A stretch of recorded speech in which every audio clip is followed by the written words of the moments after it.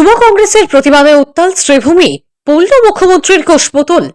কংগ্রেসের রাজভবন চলো অভিযানে পুলিশের লাঠিচার্জ এবং এক আইনজীবীর মৃত্যুর প্রতিবাদে আজ শ্রীভূমি জেলা সদরেও বিক্ষোভ প্রদর্শন করেন যুব কংগ্রেস এবং এনএসইউআই।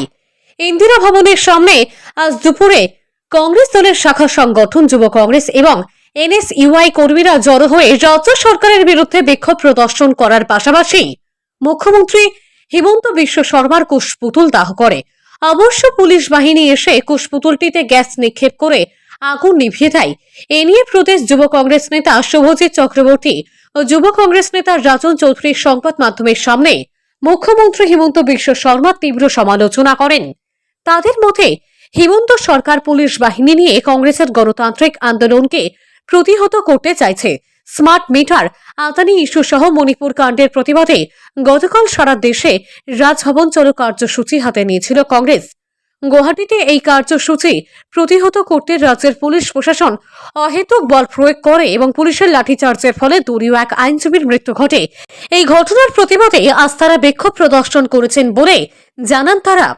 করিমগঞ্জ থেকে সুস্মিতা দাসের রিপোর্ট, বাংলা নিউজ লাইভ। কংগ্রেসের আন্দোলন রুকা যায় না। শহীদ বিজুল ইসলাম তুমি অমর রহে। শহীদ বিজুল ইসলাম তোমায় আমরা ভুলছি না, ভুলবো না।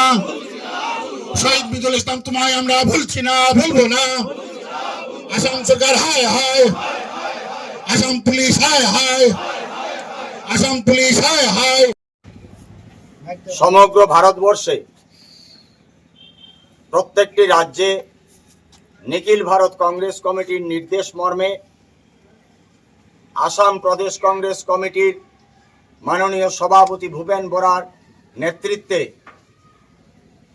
গৌতম আদানি এবং বর্তমান সরকারের প্রধানমন্ত্রী নরেন্দ্র মোদী মহাশয়ের যে নেক্সাস এবং সুদীর্ঘ ১.৫ বৎসর থেকে মণিপুর রাজ্যে যে অহিংসার বাতাবরণ সৃষ্টি হয়েছে, মানুষ নিধনযজ্ঞ চলছে এবং তৃতীয় দাবি ছিল যে স্মার্ট মিটার সমগ্র ভারতবর্ষে যেটা লাগানো হয়েছে তার ৩১% স্মার্ট মিটার আসামের গ্রামগঞ্জে লাগানো হয়েছে মুখ্যমন্ত্রী হেমন্ত বিশ্ব শর্মার নেতৃত্বে। দাবি নিয়ে ভূপেন কুমার বরা এবং আমাদের সিএলপি লিডার দেবব্রত শইকিয়া আরো কংগ্রেসের প্রথম সারির নেত্রীদের নেতৃত্বে রাজভবন ঘেরাও কার্যসূচি অনুষ্ঠিত হয়েছিল গৌহাটির রাজভবন চলো কার্যসূচির মাধ্যমে। এই কার্যসূচিতে করিমগঞ্জ থেকে আমরা অনেকেই উপস্থিত ছিলাম।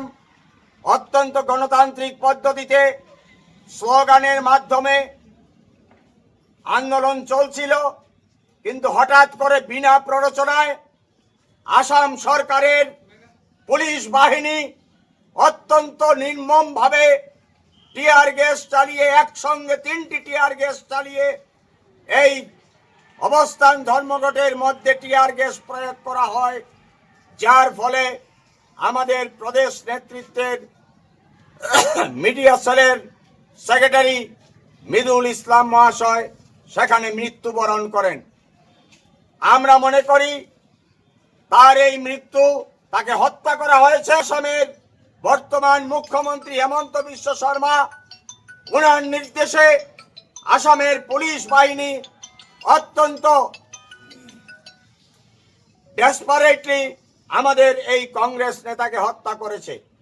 ইতিমধ্যে আমার রাজ্যিক সভাপতি দাবি করেছেন যে জুডিশিয়াল এনকোয়ারির মাধ্যমে এর তদন্ত করতে হবে।